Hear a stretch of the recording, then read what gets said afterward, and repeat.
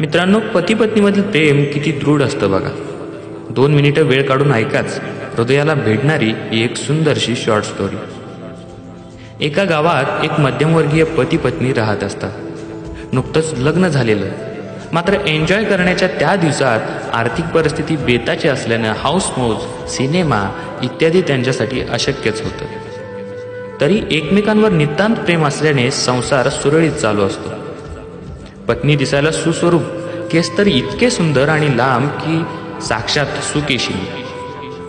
एके दिवशी कामावर निघण्याची तयारी करताना अचानक पतीच्या घड्याळाचा पट्टा तुटला आणि घड्याळ जमिनीवर पडून बंद पडलं. इतक्यात पत्नी त्याला टाटा करायच्या निमित्ताने आलेली असते.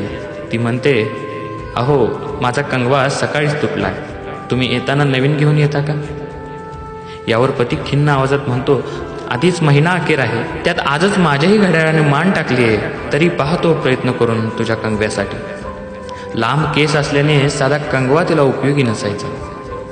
थोडा भारीच घेतला तर केस विंचरणं सोपं जायचं, पण महिना अखेरनं सगळ्या विचारांवर पाणी पडलं. ती नकळत थोडीशी दुःखी झाली. तोही बिचारा खालमानेने कामावर गेला. दिवसभर तो बैचैन होता. प्रिय पत्नीचा कंगवा की आपलं घड्याळ या द्विधा मनस्थितीत तो होता. शेवटी घरी निघताना तो घड्याळाच्या दुकानात जातो आणि ते घड्याळ आहे त्या परिस्थितीत विकून टाकतो. आलेल्या पैशातून एक सुंदर कंगवा शिवाय तिच्या आवडीचं सुवासिक वासाचं तेल घेऊन तो घरी येतो. पत्नी दार उघडते आणि त्याला धक्काच बसतो, कारण तिने आपले इतके सुंदर केस चक्क कापून लहान केलेले दिसतात. त्याच्या प्रश्नार्थक चेहऱ्याकडे पाहून ती सांगू लागते, अहो, नेहमी या केसाचा हा खर्च आपल्याला परवडणार आहे का? शिवाय हल्ली पार्लरमध्ये लांब केस विकत घेतात हे कळलं, म्हणून आज दुपारी जाऊन केस कमी केले. आता खर्चही वाचला आणि काही रुपयेही मिळाले.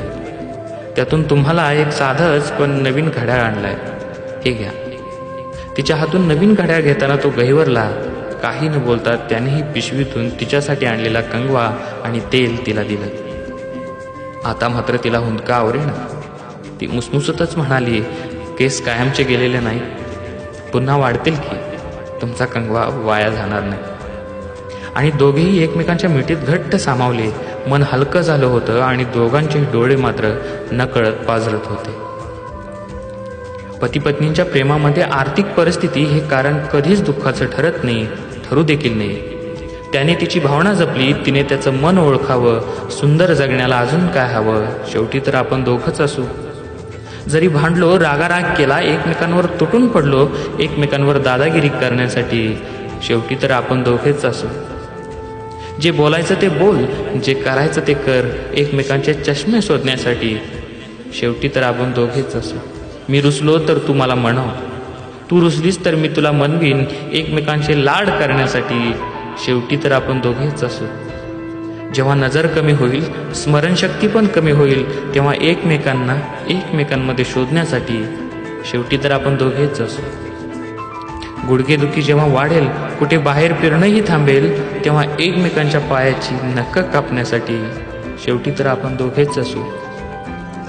माझे रिपोर्ट्स अगदी नॉर्मल आहेत, आय एम ऑल राईट असं बोलून एकमेकांना छेडण्यासाठी, शेवटी तर आपण दोघंच असू. जेव्हा आपली साथ सुटेल, अंतिम निरोपाची वेळ येईल, तेव्हा एकमेकांना माफ करण्यासाठी, शेवटी तर आपण दोघेच असू.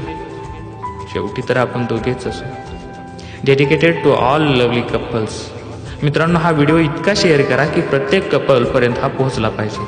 हे लिखाण ज्यांनी कुणी केले आहे त्यांना सलाम.